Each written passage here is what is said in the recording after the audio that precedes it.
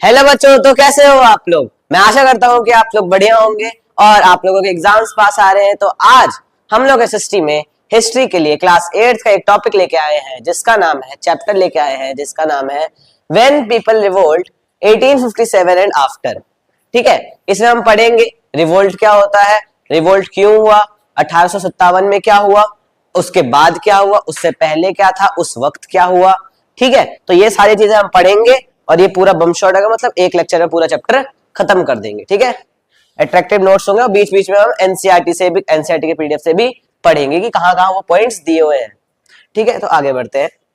इसके जो भी पीडीएफ वगैरह होंगे वो आपको वेस्टो एजुकेशन ऐप पे मिल जाएंगे और अगर कोई डाउट हो तो कमेंट में भी डाल सकते हो, इस नंबर पे आप कॉल भी कर सकते हैं। आगे बढ़ते हैं कि आज हम कौन कौन से टॉपिक्स कवर करेंगे। तो ये जितने भी टॉपिक्स है जैसे कि introduction, causes of revolt, from Meerut to Delhi, centres of the revolt and then the company fight backs, consequences of the revolt और reason for the lost of revolt, ये सारे टॉपिक्स आज हम इस लेक्चर में कवर करेंगे। उसके बाद शुरू करते हैं कि इंट्रोडक्शन के साथ। इंट्रोडक्शन क्या था इस चैप्टर में।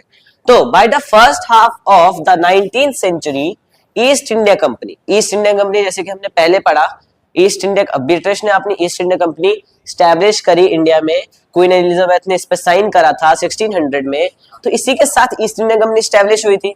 और by the half of 19th century East India company क्या करने लगी 19th सेंचुरी के हाफ में कि वो नए नए पॉलिसीज बता दी, जैसे कि हमने पिछले चैप्टर्स में पढ़ा, doctrine of lapse, policy of paramountcy, और एक और था ना, क्या था एक और था, वो भी था एक और था जिसकी क्या करते थे, ज्यादा से ज्यादा इंडिया के जो भी पोर्शन थे, जितने भी स्टेट्स थे, उसको एनेक्स कर लेते, मतलब उस पर कब्जा कर लेते और अपना राज चलाते। ठीक है ना, 3 पॉलिसीज बनाई थी।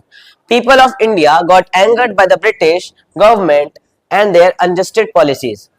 जो इंडिया की जो पीपल थी, जो भी लोग रहते थे इंडिया में, इंडियन सिटीजन्स, वो ब्रिटिश गवर्नमेंट से नाराज होने लगे, उन पे गुस्सा होने लगे। क्यों? ब्रिटिश गवर्नमेंट पे और उनकी जो अनजस्टेड पॉलिसीज थी उनके कारण। ब्रिटिश गवर्नमेंट और उनके